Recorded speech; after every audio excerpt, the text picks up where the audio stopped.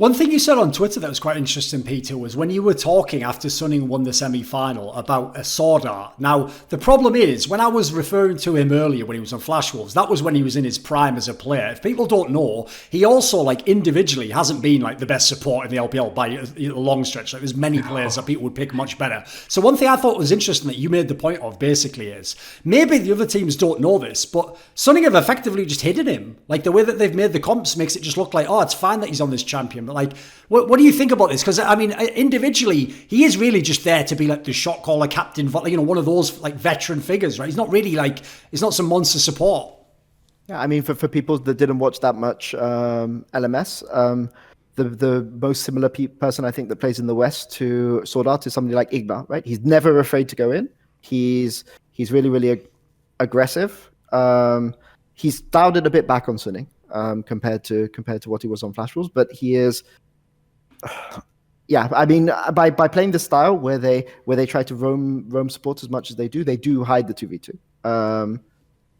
I think that's a good way to play against Damwon though. But yeah, if you put Swordart on engage in the mid game, this is a way that they can win, because so for all supports who are trying to learn mid game.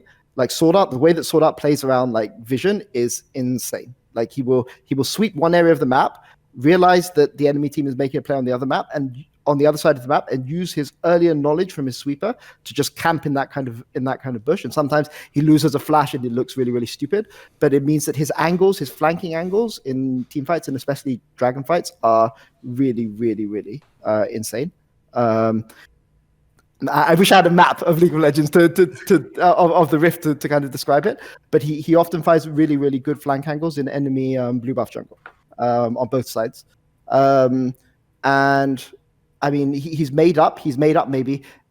Like I don't want to say Swordart is becoming washed up. No. I mean, like he's making up for maybe his slight drop off in mechanics versus the rest by superior knowledge and superior positioning and that kind of thing. And it's really impressive to watch. The way that he hides his flank angles in defense. Yeah, that's the thing that I think Swordart is kind of put on a clock, because in the LPL, there's actually no player that's 26 years old. Like, you're just done for, and nobody wants to sign you anymore. And by the end of this year, he's going to be 24. So realistically, he only has 2 years left. And I think looking into Sunning's trajectory, the scary thing for me is like they really want to get the most out of Swordart in these 2 years that they have left with him. And for me, I think Sunning peaks like 1 year later, when you see most of the top laners that are really good. They start out mechanically really good, but they take like this learning curve to kind of reach their peak and such like that. So like even if Sunning don't do well in this finals, I still feel like the peak of Sunning as a team is actually still around the corner, probably 1 year off from now.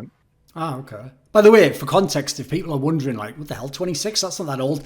If I saw on Reddit, people were, like, shocked when Doinby was talking about Reckless, and he was like, yeah, he's kind of old now, he'll probably retire. And they were like, dude, he's 24. It's like, you guys don't realise, put it this way, without getting anyone into trouble. You know that story Clement told earlier about how SOFM thought, I could fake my age. ... Think on it. That's all I'll say. I'll leave it nice and clean. I'll just say all I'm going to say is it's a young man's game in the LPL. That's all you need to know. And there's loads in those LDL teams of 17-year-old wonder kids who everyone thinks he's the next Jackie Love, he's the next Knight. Like, I mean, if people don't know that story, like that team that PPD had that just brought up Tian and fucking Knight and all these players, like the talent factories in China are crazy. So why would you stick with a guy if he looks like he's fallen off and he's 26 years old? All the downsides start to come in, unless you value it in the way that Peter said, like what they can bring from experience that obviously a young player can't have. Yeah. He will be when he decides to start coaching. He's going to be an insane coach, like Swordart for sure. Yeah, it's really funny. Like they already call him the coach on the team. Like Huanfeng doesn't even refer to him as a player. Okay. They refer to him to the coach. He's got the Mythy status then. Exactly, but hopefully a little bit more successful this world. But what I want to add about the age thing is like the age thing is also very, very prevalent in LDL, and I hopefully this will be true in academies all over the world. But basically, to play in the LDL, you have to be born after 2001. Like nobody's taking you. Right. It really is a development league. Born before that. Yeah. I caught some undertones there, but sure. All right. It's all right.